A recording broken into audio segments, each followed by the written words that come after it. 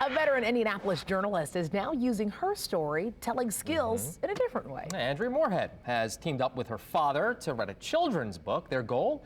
Address issues of bullying through diversity and inclusion. News 8's multicultural reporter Katira Winfrey joining us now with this special story. Katira. Well, Phil and Alexis, the book is called The Brightest Star. The main character is a black child who looks white due to albinism, a condition where someone is born with little to no melanin or pigment in their skin.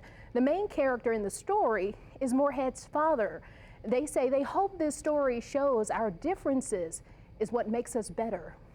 30 years of telling other people's stories as a journalist primed Andrea Morehead-Allen for this moment, telling her father's story. I said, well, Daddy, why don't we do something for children? It's told through the colorful pages laid out in the children's book, The Brightest Star. It helped me to forget or to put in the background some of those pains and hurts. She remembers telling the other kids her dad is black. His complexion just didn't quite match. There were a lot of kids growing up who would ask me, is your father white?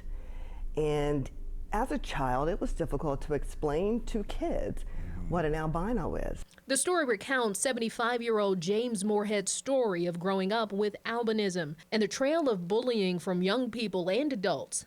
Growing up in the 50s, 60s, and 70s as a black person who could pass for white created somewhat an identity crisis. No one looked like me but me, and I was considered abnormal. They believe bullying concerns are on the rise, and so is discussion around diversity and inclusion.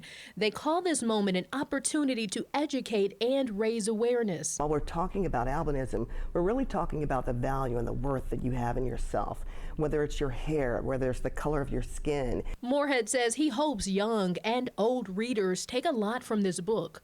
The most important, you have value. I heard the voice of God tell me, I created you and I don't create junk. That was the beginning. And eyesight problems are also common for many people with albinism. The Moreheads are creating a foundation that will provide resources for families and help them pay for things like glasses. Reporting in the studio, I'm Wish TV News 8's multicultural reporter, Katira Winfrey.